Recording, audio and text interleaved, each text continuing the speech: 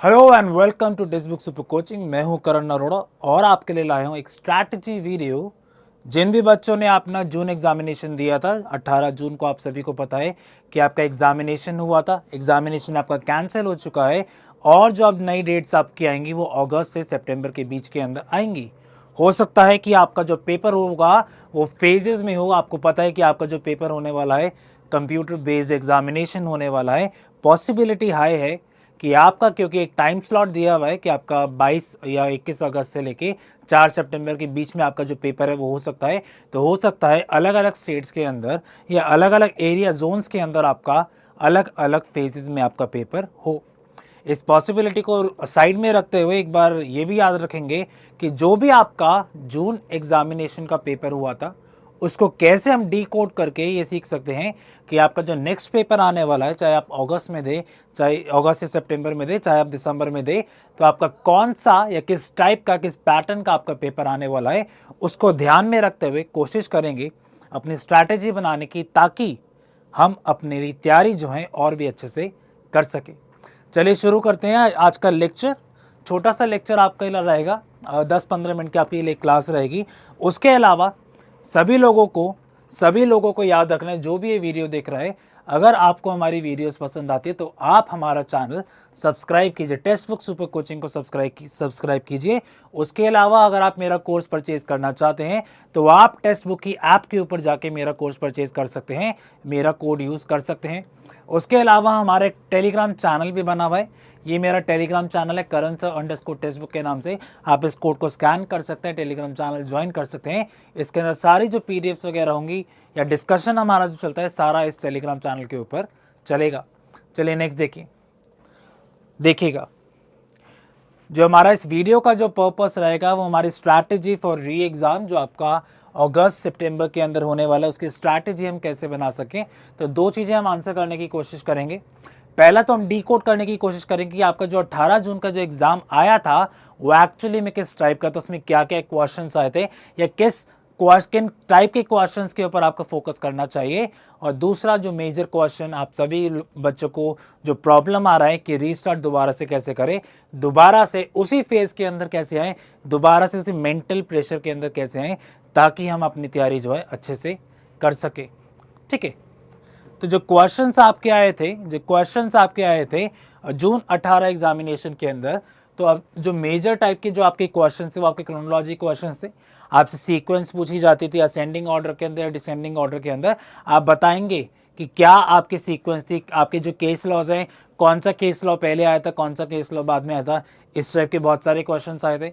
उसके अलावा कौन सा सेक्शन पहले था, कौन सा सेक्शन बाद में था।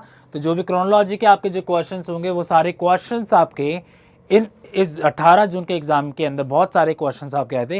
केस को लेके देख लीजिए, चाहे आप सेक्शंस को लेके देख लीजिए या चैप्टर्स को लेकर देख लीजिए या स्पेसिफिकली ज्यूरिस्ट को लेके देख लीजिए, सारी चीज़ें आपकी क्रोनोलॉजी सीरीज के अंदर आ जाएगी। तो वो आपके बहुत सारे क्वेश्चंस आए थे। तो हमें याद रखना है कि जब भी अब हम तैयारी करेंगे तो इन क्वेश्चंस पे बहुत अच्छे से फोकस करेंगे। उसके अलावा सभी को पता है कि मास्टर क्लास के ऊपर मैंने क्रोनोलॉजी की स्पेसिफिक सीरीज शुरू कर दी है। उसके अंदर हम कुछ एक्ट्स हमने डिस्कस करने शुरू कर दिए हैं, ताकि हम सेक्शन नंबर्स और स्पेसिफिकली चैप्टर वाइज भी एक्ट्स को एक तरीके से याद कर सकें और कोशिश कर सकें कि हमारा सही आंसर क्या होना चाहिए।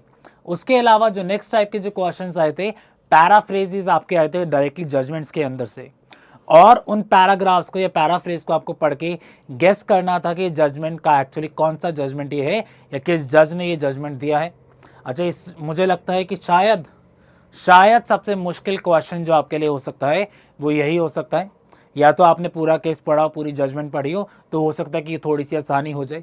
लेकिन बीच में से अगर मैं कोई भी पैराफ्रेज अगर उठा के आपको दे दूं और पूछ लूं कि कौन सी जजमेंट है ये बताइए, तो शायद हो सकता है कि सबसे मुश्किल क्वेश्चन, जो मुश्किल टाइप का जो क्वेश्चन हो सकता है वो आपका ये हो सकता है। क्योंकि पॉसिबिलिटी नहीं कि देखिए, जब हम OMR की या ऑब्जेक्टिव टाइप की तैयारी हम करते हैं तो पॉसिबल नहीं हो पाता कि हम पूरा जजमेंट हम पढ़ पाएँ, क्योंकि सिलेबस आपका बहुत सारा है। तो शायद सबसे मुश्किल टाइप का जो क्वेश्चन है वो आपका ये हो सकता है। लेकिन उसी के साथ साथ आपको ये नहीं भूलना कि ये हो सकता है आपके लिए आसान भी हो, अगर आपको एक्चुअली में जजमेंट्स के इश्यूज पता है और उन इश्यूज का क्या डिसीजन आया था।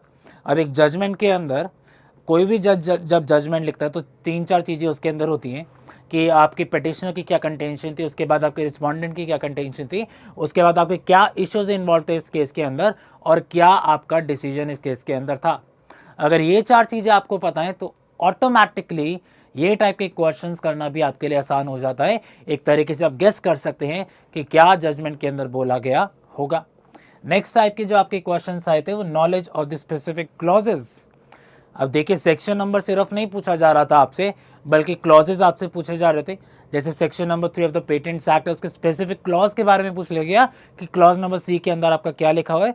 तो उन टाइप के वैसे क्रोनोलॉजी के अंदर ही वो आ जाएंगे, लेकिन ये चीज़ें भी आपसे पूछी गई थी। उसके अलावा प्रियम्बल के से भी आपके क्वेश्चंस आते हैं कि प्रियम्बल में क्या लिखा हुआ है, कौन कौन सी ट्रीटीज आपके प्रियम्बल के अंदर लिखी हुई है। तो स्पेसिफिकली हमें ध्यान रखना है कि जो भी हम एक्ट पढ़ेंगे या जो भी हम एक तरीके से इंटरनेशनल लॉ का भी कोई ट्रीटी पढ़ेंगे तो उसका प्रियम्बल पे हम ध्यान रखें, प्रियम्बल को ना छोड़ के जाएं। तो नेक्स्ट टाइम जो भी आपका पेपर होगा अगस्त या जून के अंदर, अगस्त या आप सितंबर के अंदर मान लीजिए, तो उसके अंदर प्रियम्बल आप पढ़ के जाएंगे, चाहे यूएस कॉन्स्टिट्यूशन का हम पढ़े, चाहे हम इंडियन कॉन्स्टिट्यूशन का पढ़े या इंडियन कोई भी लॉ का पढ़े। ठीक है, नेक्स्ट देखेंगे। नेक्स्ट आपका, मैंने आपको बताया कि ज्यूरिस के काफ़ी बर्थ ईयर वाइज पूछा गया था, कौन सा ज्यूरिस पहले बॉर्न हुआ था, कौन सा ज्यूरिस बाद में बॉर्न हुआ था, तो ये चीज़ें को भी ध्यान रखेंगे। उसके अलावा सेक्शंस के स्पेसिफिक वर्ड्स उठा के आपसे पूछ लिए गए कि कौन सा वर्ड आपका आना चाहिए सेक्शन के ऊपर। तो आपको याद रखना है कि अब जब भी आप सेक्शन पढ़ोगे, सिर्फ ये नहीं कि इंडेक्स में पढ़ लिया, सिर्फ इंडेक्स से अगर आप तैयारी करके जाओगे तो आप स्पेसिफिक वो वर्ड नहीं पकड़ पाओगे, आपको सिर्फ मार्जिनल हेडिंग दिख जाएगी। सिर्फ मार्जिनल हेडिंग से ये वाले टाइप के क्वेश्चंस क्रोनोलॉजी में तो आप कर लोगे, वो बात ठीक है, लेकिन सिर्फ मार्जिनल हेडिंग से भी काम नहीं चलेगा। आपको अंदर का टेक्स्ट भी पता होना चाहिए कि सेक्शन के अंदर एक्चुअली में क्या लिखा है। उसके अलावा जो लास्ट मैंने क्वेश्चन मार्क डाला है कंसेप्चुअल क्वेश्चंस के अंदर, जो आपका 18 तारीख को एग्जामिनेशन हुआ था, उसके अंदर कंसेप्चुअल चीज़ें थोड़ी सी कम आई थी, एक तरीके से मेमोरी बेस्ड चीज़ें ज़्यादा थी।